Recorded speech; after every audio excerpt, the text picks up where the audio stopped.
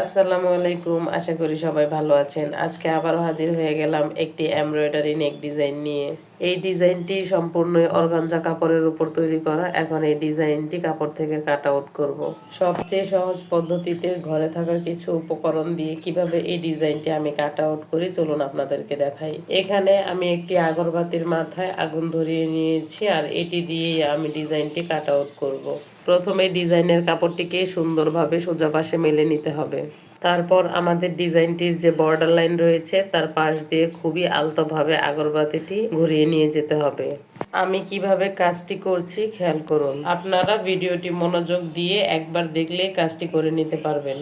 আপনাদের বোঝার সুবিধার্থে আমি ভিডিওটি স্লোভাবে দেখাচ্ছি। ভিডিওর এই পর্যায়ে এসে আপনাদের কাছে আমার ছোট্ট একটি রিকোয়েস্ট, আমার ভিডিওটি আপনাদের যদি ভালো লেগে থাকে তবে লাইক, কমেন্ট এবং শেয়ার করে দিতে ভুলবেন না। এখানে যেই ছোট ছোট ফুল পাতাগুলো দেখছেন এগুলোর কাজ দিয়ে খুবই সাবধানে কাজটি করতে হবে। যারা অলরেডি আমার পেজ ও চ্যানেলের সঙ্গে যুক্ত আছেন তাদেরকে জানাই অসংখ্য ধন্যবাদ, এবং যারা এখনো যুক্ত হননি তারা এক্ষুনি আমার পেজটিকে ফলো এবং আমার চ্যানেলটিকে সাবস্ক্রাইব করে বেল বাটন অলে দিয়ে রাখবেন। এতে করে আমি ভিডিও আপলোড করা মাত্রই নিত্য নতুন ভিডিও সবার আগে পৌঁছে যাবে আপনার কাছে। আপনারা এই কাজটি খুবই সাবধানতার সাথে করবেন, নয়তোবা একটু ভুলের কারণে ডিজাইনটি নষ্ট হয়ে যেতে পারে। এই যে দেখুন ডিজাইনটি কত সুন্দর এবং নিখুঁত হয়েছে। এভাবেই একটু একটু করে সম্পূর্ণ ডিজাইনটি কমপ্লিট করে নিতে হবে। এই কাজটি করার ক্ষেত্রে একটুও তাড়াহুড়ো করা যাবে না, খুবই সাবধানতার সাথে কাজটি করতে হবে, অন্যথায় ডিজাইনটি নষ্ট হয়ে যেতে পারে। এই ডিজাইন সম্পর্কিত কোনো প্রশ্ন বা মতামত থাকলে কমেন্ট বক্সে জানাবেন, বুঝিয়ে বলার চেষ্টা করব।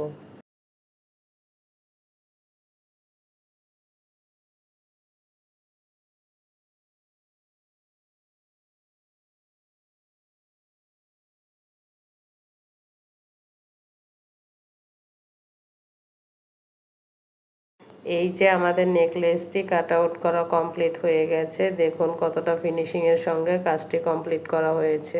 এবার এই নেকলেসটাকে কিভাবে কামিজের কাপড়ের সঙ্গে জয়েন্ট করি চলুন দেখে নেওয়া যাক। এখানে কামিজের সামনের পার্টের অংশটি নিয়ে নিয়েছি। এই লেসটি এমনভাবে জয়েন্ট করব যেন কামিজের জন্য পেস্টিং দিয়ে আলাদা করে গলা তৈরি করতে না হয়। প্রথমে লেসটিকে মাঝ বরাবর উল্টো পাশে ভাঁজ করে নিব। এরপর একটি চকের সাহায্যে মাঝখানে দাগ দিয়ে চিহ্ন দিয়ে নিব।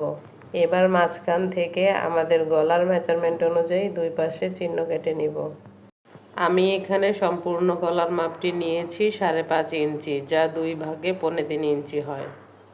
কামিজের যে কাপড়টিতে এই লেসটি লাগানো হবে সেখানেও এই মার্কিংটি করে নিতে হবে। এবার লেসটিকে মার্কিং অনুযায়ী বসিয়ে পিনের সাহায্যে আটকে নিব। আমি আবারও বলছি, এক্ষেত্রে কামিজের কাপড় এবং লেস দুটোই উল্টো পাশে থাকবে। আপনারা চাইলে মাঝের এ দাগ অনুযায়ী একটি সেলাই দিয়েও আটকে নিতে পারেন। এবার শোল্ডার থেকে গলার লম্বার মাপটি নিতে হবে। আমরা এখানে 7 ইঞ্চি গলা নিব। এখানে গলার জন্য আলাদাভাবে কোনো ডিজাইন বা ড্রয়িং করার প্রয়োজন নেই। লেসের যে ডিজাইনটি আছে সে অনুযায়ী আমরা সেলাই করে নিব।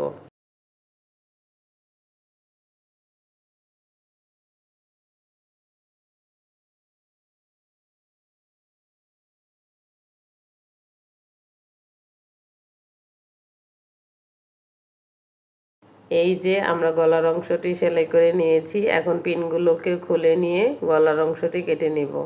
গলার অংশটি কাটিং করার জন্য এখানে 1/2 ইঞ্চি বা তার চেয়ে কম পরিমাণ কাপড় রেখে বাড়তি কাপড়টুকু কেটে ফেলে দিতে হবে। এবার গলার চারদিকে ছোট ছোট কিছু কাট বসিয়ে নিব। এতে করে পরবর্তীতে লেসটি আমরা যখন উল্টাবো ফিনিশিং খুব ভালো আসবে। এখন লেসটিকে ভালোভাবে উল্টে নিতে হবে। আপনারা চাইলে এখানে আয়রনের সাহায্যেও লেসটিকে সুন্দরভাবে বসিয়ে নিতে পারেন, তবে আমি এখানে আয়রন ছাড়াই কাজটি করে নিয়েছি। এখন গলার কিনার দিয়ে একটি চাপ সেলাই দিয়ে নিব, এতে করে আয়রনের মতোই ফিনিশিং ভালো দেখাবে। একটু খেয়াল করলে বুঝতে পারবেন ফিনিশিংটি কত সুন্দর হয়েছে। এখন আমাদের যে কাজটি করতে হবে তা হলো হিজাব পিনের সাহায্যে সম্পূর্ণ লেসটিকে কাপড়ের সঙ্গে ভালোভাবে আটকে নেওয়া। এখানে আমি কিছু দূর পর পর পিনগুলোকে লাগিয়েছি, আপনারা চাইলে পিনের পরিমাণ কম বা বেশি করেও নিতে পারেন। এই যে পিনের সাহায্যে সম্পূর্ণ লেসটিকে কাপড়ের সঙ্গে সেট করে নিয়েছি। এবার একটি করে পিন খুলে নেব এবং অল্প করে সেলাই করে নেব। আবার একটি পিন খুলে আবার সেলাই করব।